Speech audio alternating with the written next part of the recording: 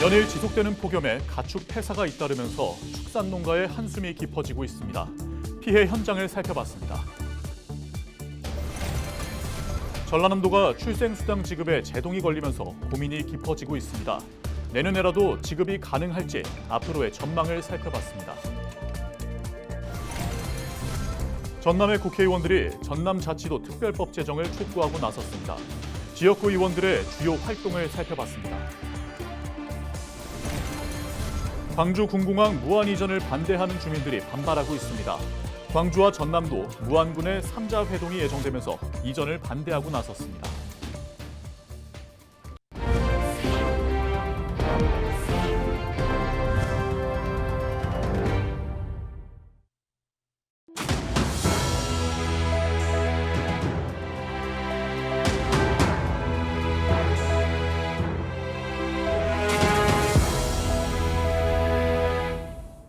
시청자 여러분 안녕하십니까? 헬로티비 전남뉴스입니다.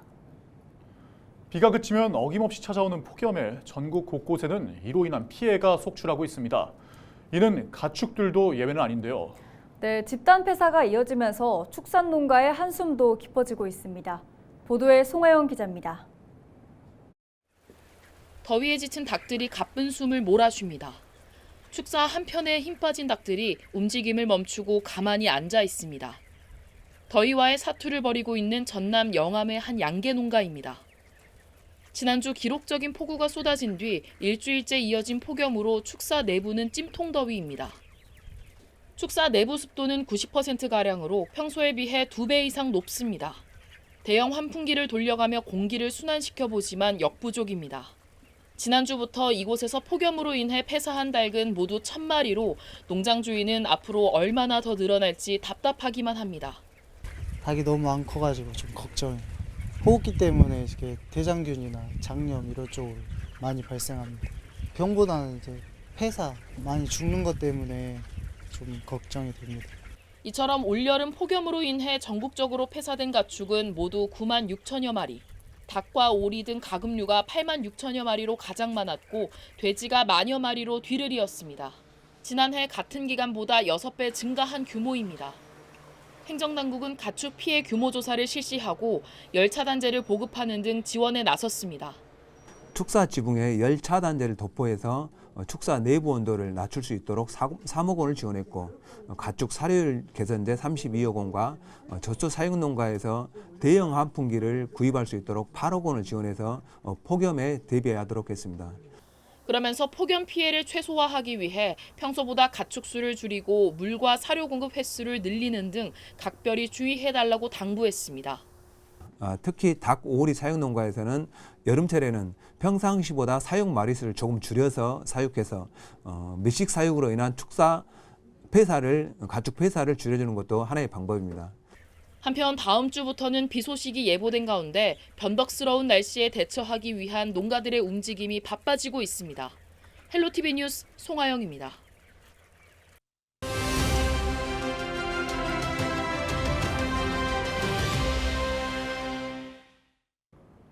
전남도가 지방소멸 대책으로 전남형 출생수당을 계획하고 있습니다. 0세부터 17세까지 한 달에 20만 원씩 지원하겠다는 계획인데요. 보건복지부가 지급 시기 조정을 권고한 가운데 보도국 지금을 통해 사업의 향방을 확인해 보겠습니다. 서경 기자, 보건복지부에서 사업에 제동을 걸었다고요? 현행 사회보장기본법상 중앙정부나 지자체장이 출생수당 같은 사회보장제도를 신설할 때는 보건복지부의 승인을 받아야 합니다. 전남도는 올해 초 전남형 출생수당 지급 계획을 밝혔고 보건복지부에 승인을 요청했는데요. 복지부 사회보장위원회는 지급 시기와 나이를 조정할 것을 권고했습니다.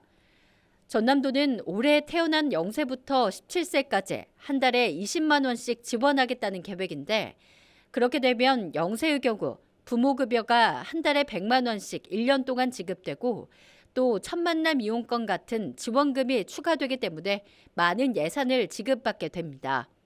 그렇기 때문에 지원 대상 나이를 1세부터 18세까지로 조정할 것, 그리고 지급 시기를 내년부터 적용할 것, 이렇게 두 가지를 권고한 상태입니다. 네, 올해부터 받을 것이라고 기대한 분들 많을 텐데 참 아쉬울 것 같습니다. 그렇다면 내년부터는 차질 없이 진행이 되는 걸까요? 사업 시행 부서인 전라남도 인구정책과 출산지원팀을 통해 확인한 결과 전남도가 당초 출생수당을 올해 0세부터 지급하려고 계획했기 때문에 예산은 절반 정도 미리 확보를 해둔 상태라고 합니다. 아이 한 명당 한 달에 20만 원을 받는다고 하면 10만 원은 전남도가, 나머지 10만 원은 지자체가 부담하는데요. 전남도는 2022년 전남 출생아 7,888명을 기준으로 1년에 96억 원 정도의 예산이 필요할 것으로 보고 있습니다. 오는 9월부터는 내년 본예산 사용 계획을 수립하기 때문에 내년 예산 확보는 무리 없을 것으로 예상된다고 밝혔습니다. 네, 그러면 보건복지부의 권고사항에 따르면 내년에 1세가 되는 아이부터 적용이 되는 건가요? 그렇습니다. 정확히 2024년 1월 1일생부터 한 달에 20만 원씩 전남형 출생수당이 지급될 전망입니다. 현재 전남도는 출생수당 관련 조례를 제정했고 세부 지침도 마련한 상태고요. 보건복지부의 최종 승인 절차를 밟고 있는데요. 늦어도 다음 달 말까지는 권고사항대로 바꾼 수정안이 통과될 것으로 예상됩니다. 다만 전남도 예산과 지자체 예산이 50대 50 비율로 지원되는 사업인 만큼 예산을 확보하지 못한 지자체는 10만 원보다 더 낮은 금액을 지원하게 될 가능성도 있는데요. 이 부분에 대해서는 전남 22개 시군 내년 본예산에 전남형 출생수당 지급 계획이 통과되는지 확인을 해봐야 지역별 정확한 지급 금액을 확정할 수 있을 것으로 보입니다. 지금까지 보도국에서 전해드렸습니다. 네, 지금까지 보도국 서경 기자였습니다. 다음 소식입니다. 김영록 전남도지사가 7차 중앙지방협력회의에 참석해 저출생 극복을 위한 지자체 재량권 인정을 강조했습니다. 지난 25일 충남도청에서 열린 중앙지방협력회의에는 윤석열 대통령과 한덕수 국무총리, 17개 시도지사 등이 참석한 가운데 국가적 과제와 지방 현안이 논의됐습니다.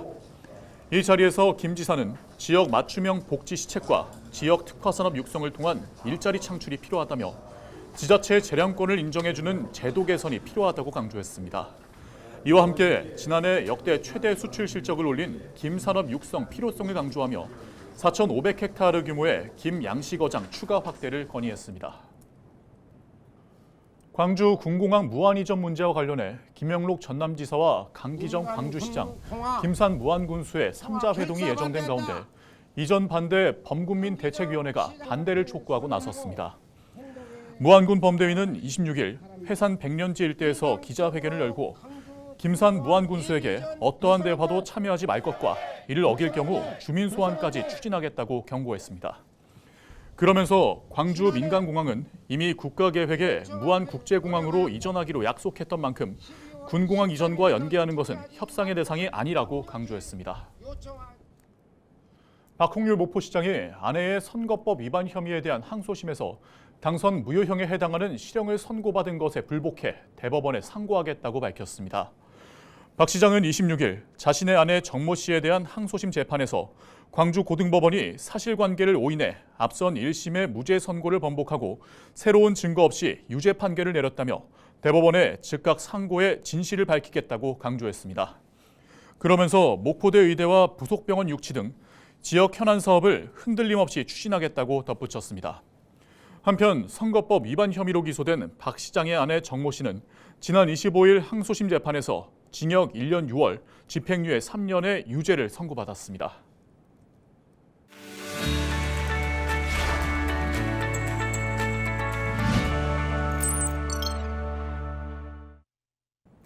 우리 지역 국회의원들의 의정활동을 살펴보는 국회는 지금입니다. 전라남도와 전남의 국회의원들이 전남특별자치도 특별법 제정을 촉구하고 나섰습니다. 김영록 전남지사를 비롯한 전남의 국회의원 10명은 24일 서울에서 전남자치도 특별법 제정을 촉구하는 성명을 내고 전남특별자치도는 대한민국 어디서나 살기 좋은 지방시대를 대표하는 사례이자 자치 분권과 균형 발전의 첫걸음이 될 것이라며 특별법을 하루빨리 제정해야 한다고 강조했는데요. 이들은 또 1970년대 400만 명에 달했던 전남의 인구가 반세기 만에 반토막난 180만 명 이하로 추락했다며 전남은 고령화율 전국 1위, 해마다 청년과 지역 내 총생산이 외부로 유출되는 어려움을 겪고 있다고 진단했습니다.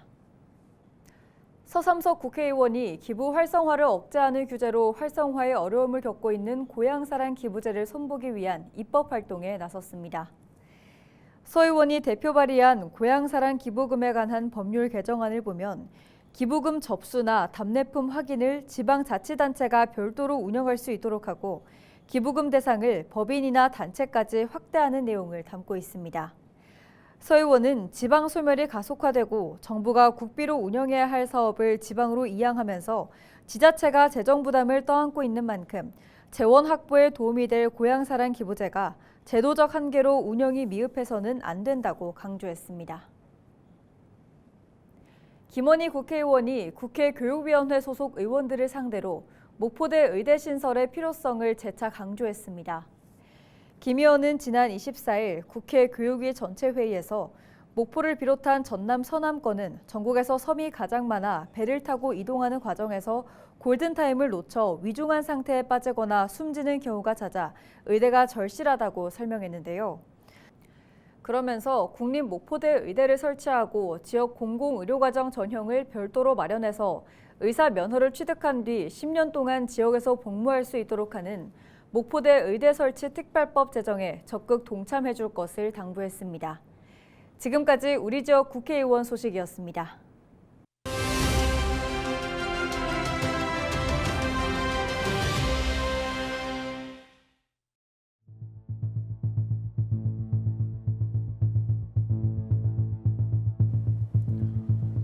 지난 22일 새벽 휴가 나온 군인 2명이 광주광역시의 신호등이 없는 교차로에서 전동 킥보드를 타고 가다가 통근버스와 충돌해 한 명이 숨지고 한 명은 중태에 빠졌습니다. 지난달 8일 경기도 고양시 일산 호수공원 자전거 도로에서는 여고생 2명이 전동 킥보드를 타고 가다가 산책 중이던 60대 여성을 들이받아 숨지게 했습니다. 이처럼 최근 전동 킥보드 이용자가 증가하면서 사고 역시 잇따르고 있는데요. 지난 3년간 5천여 건의 사고가 발생해 55명이 목숨을 잃고 5,500여 명이 다쳤습니다. 전동 킥보드 사고가 빈발하는 원인은 무엇일까요? 과속으로 달리고 헬멧을 쓰지 않고 타거나 인도나 자전거 도로를 휘젓고 달리는 경우가 허다하기 때문입니다. 전동 킥보드는 엄연히 도로교통법상 원동기 장치 자전거에 속하기 때문에 해당 면허가 있어야 하며 교통법규를 지켜야 합니다. 또한 13살 미만은 절대 운전을 할 수 없습니다. 주행 속도는 최고 시속 25km로 제한해야 하며 보행자 전용 도로와 자전거 전용 도로에서는 절대 달려서는 안 됩니다. 다시 말해 차도를 이용해야 하는 건데요. 횡단보도에서는 내려서 끌고 가야 하며 2인 탑승 역시 불법입니다. 헬멧 착용과 교통신호 지키기도 필수입니다. 운전 중 휴대폰과 이어폰 사용도 금지되어 있는데요. 당연하지만 음주운전은 금물입니다. 타고 난 후에 거리에 아무렇게나 주차하는 것도 피해를 줄 수 있습니다. 주차 에티켓을 지키는 것도 사고를 막는 방법 중 하나인데요. 편리하지만 순식간에 흉기로 돌변할 수 있는 전동 킥보드. 안전한 운행만이 사고를 막을 수 있는 유일한 길입니다. 헬로티비 브리핑이었습니다.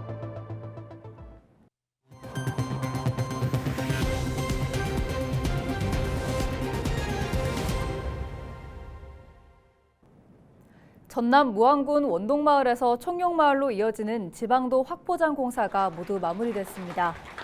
전라남도는 26일 무안군 삼양읍 과동마을에서 지역 주민들이 참석한 가운데 지방도 확포장 공사 준공식을 갖고 이번 공사가 원활한 교통 흐름과 안전사고 예방에 기여할 것으로 내다봤습니다.